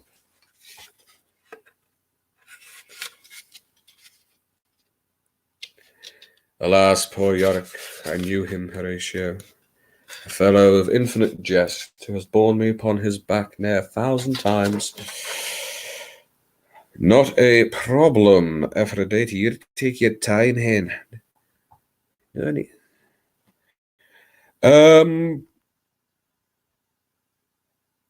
Because why the thundering fuck not? I asked him, and he told me. It's the same reason I don't know why any of my characters are called what they're called. They just tell me. It's a whole thing. It's a yeah. This is you've all fallen for my cunning trick. This has all just been one massive audition process. Yes, wave to Fernando. He cannot wave back.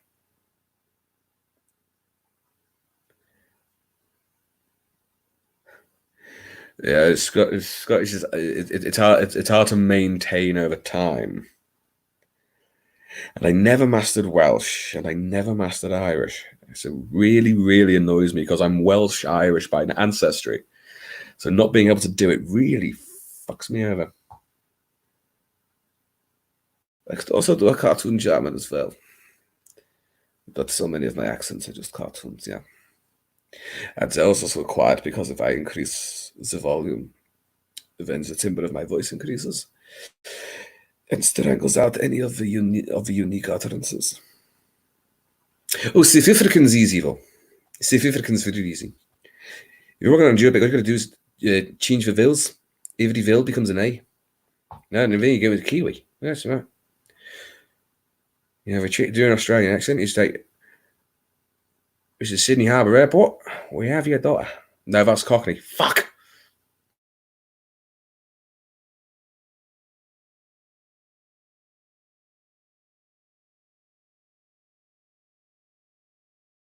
Yes.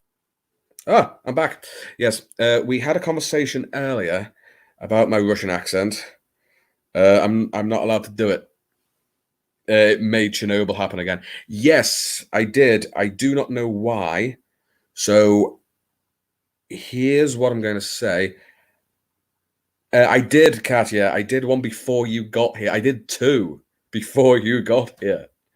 And that's not me being my usual self. That's actually true. I did mine. I did Lauren's. Yes, it is just possible that something is going wrong with the quality of English Wi-Fi fucking again. So I'm thinking I'm going to call this at the 2-hour mark. So that's about 15 minutes or so. Officially, because I have literally no idea how to go about doing that.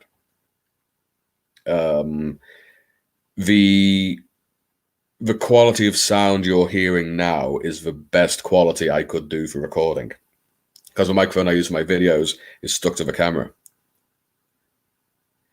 Oh, cute. Well, I'll tell you what, so that your journey has not been wasted, and so I can make a good impression on you, what I've been having everybody do is just throw stuff into this mix of a conversation.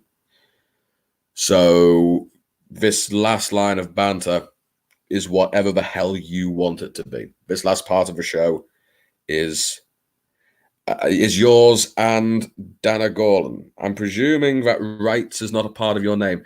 It's extravagant to have you here, even if it is in the last few moments. But yes, hello, hello, hello. I keep doing that. I've got to stop doing that. If I just have a moment to preen, I really love how grey my hair is. I'm becoming a badger. I'm very, very much in favour of that.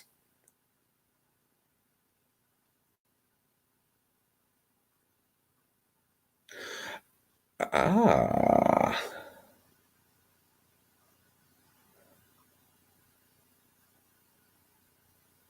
Oh no! I want you to know. I want it to be on the site.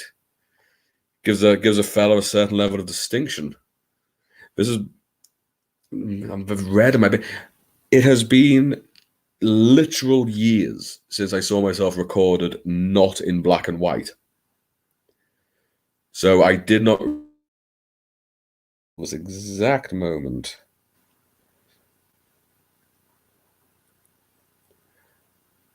What is double duty? I'm very curious about that as we approach the closing 10 minutes. If anybody has anything they want to talk about or anything they want to ask, anything to stimulate a final flicker of conversation, let's be having you. So many accents tonight, it's fucking great.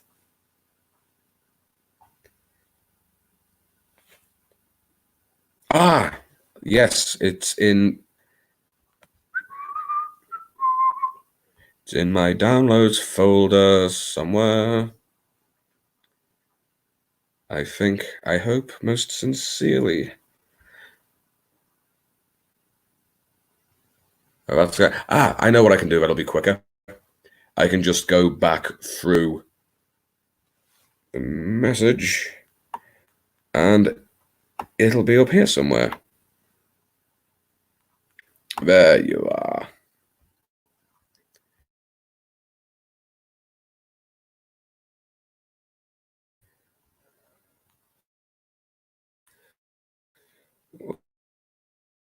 What's going? I'm still here.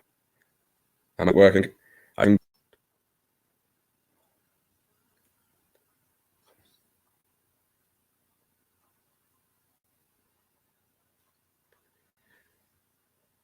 Terms will stand.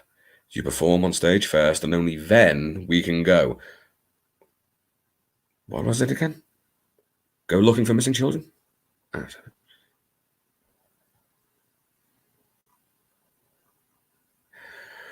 Oh, I tell you. It is nightmarish. But these are the things we have to do if we want to write books, apparently. I really couldn't say. I'm going to be careful because I think it was Amanda. Was it Amanda? There's a lot of new names here, so I do apologize if I'm getting any of them wrong. Who pointed out my growl. And now I'm more than a little self-conscious. Right. Ba-ba-ba.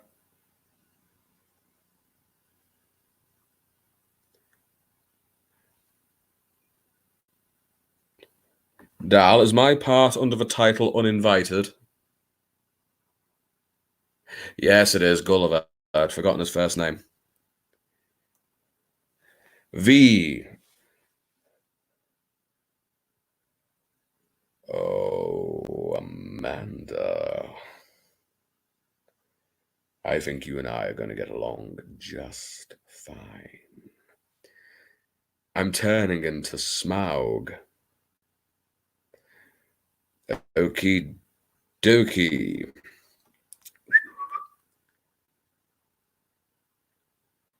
Do you have well, it's a short enough extract, but I will tell you this. I am not going to embarrass anybody, so I'm not even going to attempt to do the correct accents for the other characters, if that is all right with you. I will read it as I would read the whole thing, if that's agreeable. You're very much the director in this capacity.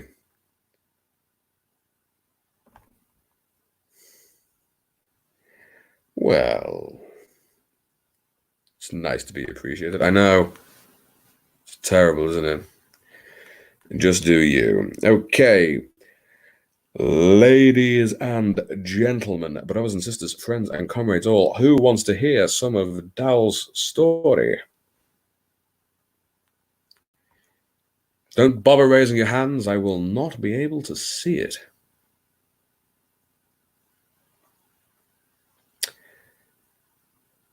I'm going to go ahead and take it as a yes because Dal asked me twice already. Okie dokie, here we are. It's been a little while since I've read through this. I do apologize. I landed in Reykjavik that freezing morning of early December 2018. It took a while for airport security staff to inspect all my documents. Gulliver Fox? Is that your real name? Yes, sir. I'm a detective, not a spy. See the contract? I'm here for the plane wreck case. This is going to take till Christmas. For all their bureaucracy and without much time for a decent breakfast, I was taken to the scene of the crime. Local police and I walked a few kilometers on the snow-covered black sand beach of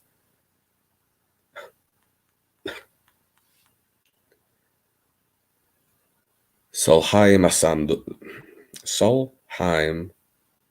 Asander. I cannot do the correct rolling of the R's. So he was on the sand beach of.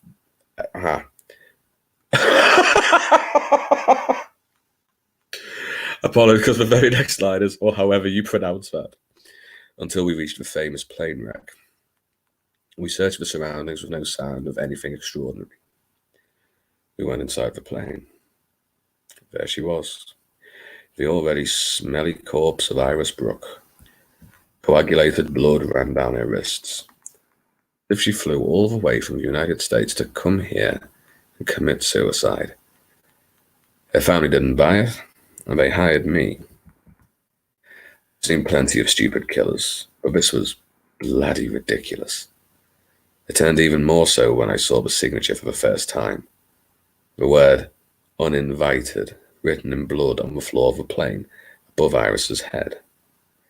One of the police officers mentioned the previous case of Andrea Freystarter, so I can't do that rolling R, at the boiling hot springs.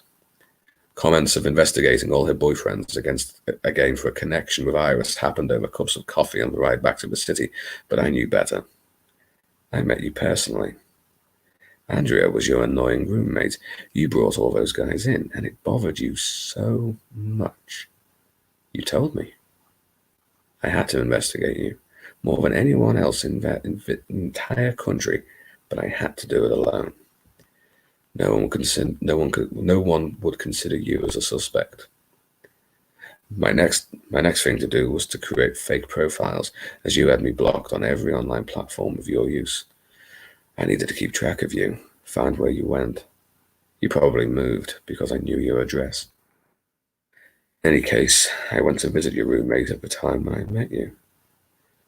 Silja Rafsendottir.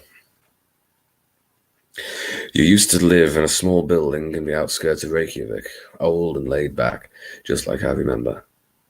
Nothing had changed in that flat. Silja opened the door and the smell of cat litter assaulted my nose, making it hard to not frown at her. Hey, I'm not sure if you remember me. Hey, she said in her casual tone, gently kicking back one of the dozen or so cats she took care of. Yes, I remember you. Gulliver, isn't it? You're looking for... Yes, I rushed. Hearing your name would be worse from the smell of litter. She moved last week. New job or something. She lives at... Wait, I'll write the name for you. She let me in. I went back to the living room in search of pen and paper. Here it is. The place is downtown. Shouldn't be hard to find. Tell her I send greetings. Thanks. I'll tell her. I turned and walked back to the lift, trying to escape that smell. I distracted myself, attempting to pronounce this address. It read as if it was your workplace, not your flat. I'm not the best with Icelandic. I had tried the most for you. I had a bad feeling when I signed for this case, but ruled out those feelings as simple, sour memories of that horrible week I had with you. All right, it wasn't all that bad, but it ended so bad I'd rather forget. And here I am again, and worse, searching for you. Like I cared, but there's not a hope in hell, Dal, I'm sorry. Never mind. Only a drunk brick could possibly pronounce that thing. You would think. The taxi left me at the door of a large, long building in downtown Reykjavik, not far from the famous Pearl. This place resembled a multinational, not a residential place. Anyway, I walked in and found a reception desk to the right. What? Were you so broke and desperate that you moved to a hostel? Well, couldn't expect better from you. Good day. I'm Detective Gulliver Jones. What? Different book. Gulliver Fox. I'm here looking for... Your name was a sting to my tongue. I couldn't speak it. My heart pounded. I had that strange ringing in my ears again. The desk man had a weird look in his eye. I know I seemed to be at the beginning stages of a panic attack. No one would believe me if I explained everything, because poor, innocent you would never be able to commit those atrocities, and I'll end up in a psychiatric facility, and it's all your fault. I had to do something. The man was staring at me, and at the phone, and back at me. I took that paper Sylvia gave me, and grabbed a pen from the desk. I wrote your name. It's such a delicate case, and I know she was friends with the victim, I mumbled. She could possibly help me find more clues about the suspect. The man said. Repeated. Sorry, could you speak clearer? I nodded. My bad. I know I mumble and sound like a blabbering buffoon when I'm nervous, but didn't these people understand accents other than their thick Icelandish? I need to speak with her. She was friends with Iris Brooke. Have you seen The news. Yes, yes, what a tragedy. Well, I need to talk to her. In which room is she staying? A moment. Let me call and see if she's home. The man lifted the receiver and dialed a number. I knew I had no chance. You would hear my name and invent something to get rid of me. He spoke in rapid Icelandic. I barely caught the mention of my name in there.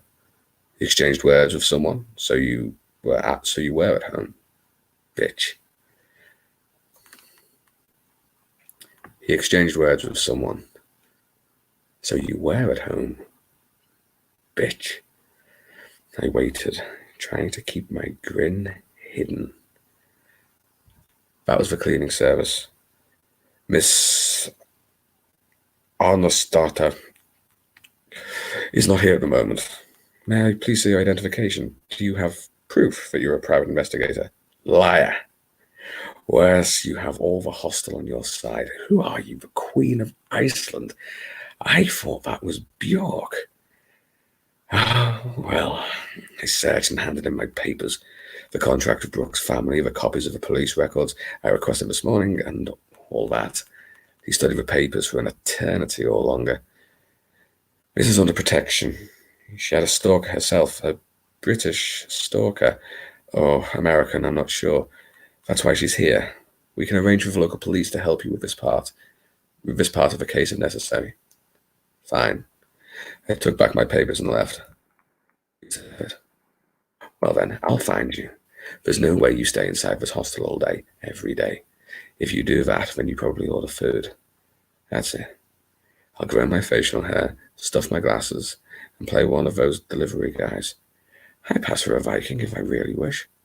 Just wait. Wait, bitch. You're not gonna hide from me. I had to wait about 2 weeks, and my appearance blended better with the typical Icelandic fisherman look. The things I had to do for you. It worked, though I had to digest my own disgust at the excuse that I was your boyfriend visiting for the holidays. The delivery guy took the bait. I took the big bonus package and went inside. Of course, a cheap hostel, the cheapest supermarket in town, more to play the sympathy card afterward. Poor you, vampire bat with rabies. The big box covered most of me. I'm average height and slender, so that helped. I only had to shout that word, and hope my pronunciation reached at least the drunk local standard. Your room number was on the package. Efficiency. I knocked on the door. Nothing. So I shouted that word again, made my voice a bit different. I grinned behind the box when I heard the doorknob turning. It was you, but oh, look at that. You dyed your hair blue. I never understood why someone like you would bother to dye your hair, but of course. Who's going to have crazy hair color if murdering someone? What if a hair falls in the wrong place? Smart little creature. There you are now. That's all for you.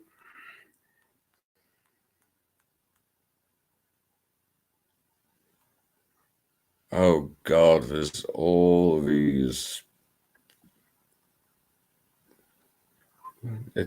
Talk amongst yourselves for a moment. I will be saying goodnight momentarily, but I don't want to leave anybody unattended to. Aha, right, here we are. So there you are. That was a little over a 10-minute read. And that's including all the stutters and stammerings. I think this in the theatre, this is what they call a preview.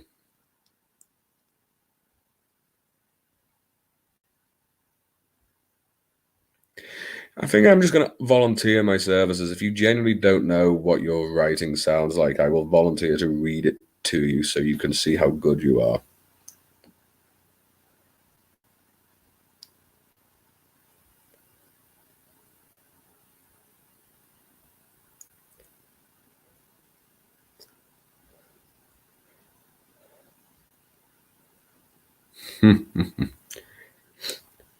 I told you it was good, Dal.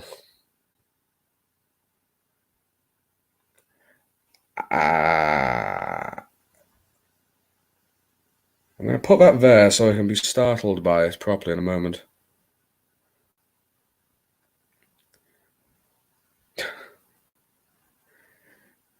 More goblins.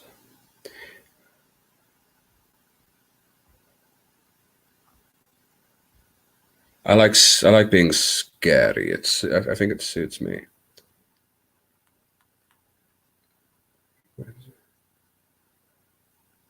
Apologies, folks. I realize this is slightly dead air.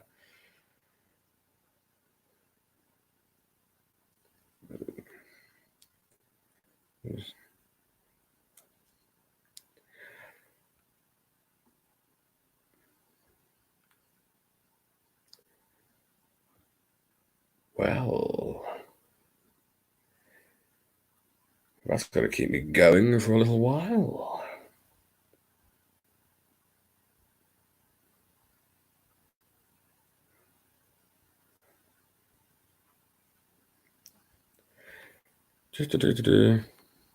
There is, from what I understand, plenty more of that to come.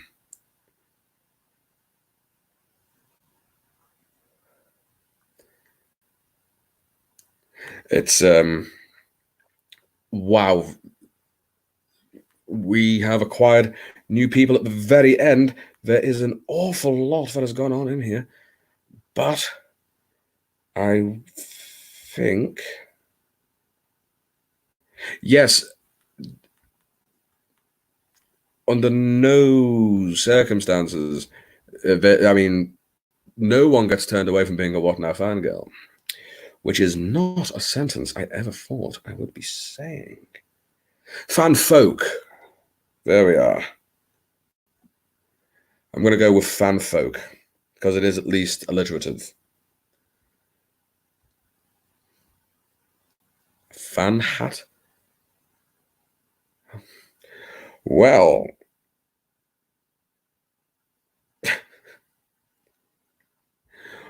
I seem to have successfully laid the foundations for my cult, which is all I ever wanted. I'm chalking it up for more reasons to smack Jared Leto in the face with a shovel. I am not buffering here, but I have gone on for 10 minutes longer than I said I would because the connection is being a little bit peculiar. So before it collapses altogether, I am going to call time on it there. And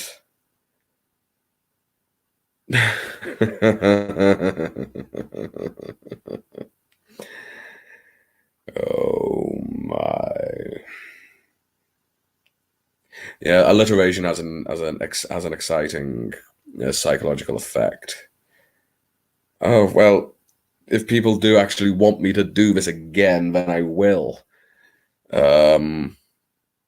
But before my connection drops like it cut me off of Howls the other week, mid-sentence, I believe, I will say goodnight, ladies.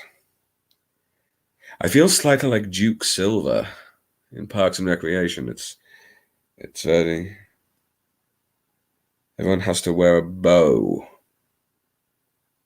I think I've got a dicky bow somewhere. I don't know, but yes, I will.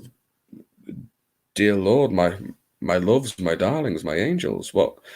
How did I ever get by in life without you?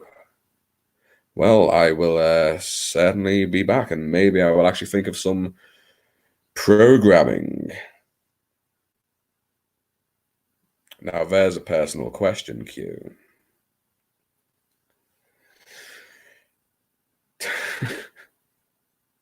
Yeah, I am tempted. I'll see how far I can push with it.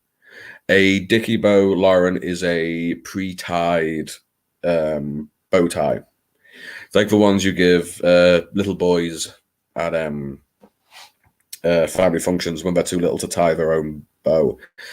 But yeah, I will see how far I can push this, and if I can come up with like a symbol for my cult and for my my beautiful acolytes, all of you. So I will try and work out something else to do with this. You have all been magnificent. Thank you ever so much. This has been a fascinating part of my day, and it's recorded for posterity. Oh, Dal, that means more to me than you can know. Right. It is time to say goodbye. So, I will see you all again in one capacity or another. If you're ready for me to say farewell, I'm going to reach carefully for the end broadcast button. It is true, a cult leader is only as good as his cultists. But,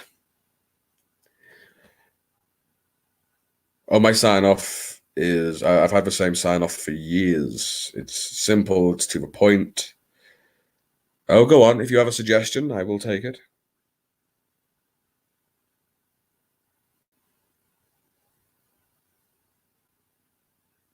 What's all this then? You know what? If I start talking about that, I'm going to be here for another hour. So, Q, an absolute pleasure. I hope very much to see you again. In fact, there's not one of you here that I do not want to see again. So, if we are all ready, ladies and gentlemen, brothers and sisters, friends and comrades, all chaotic Inca goblins of both the high and the low dimensions, thank you very, very much for joining me tonight. Good evening. It would have been really badass if it went off at that moment, but it didn't. It didn't because God doesn't love me. He doesn't. But you do.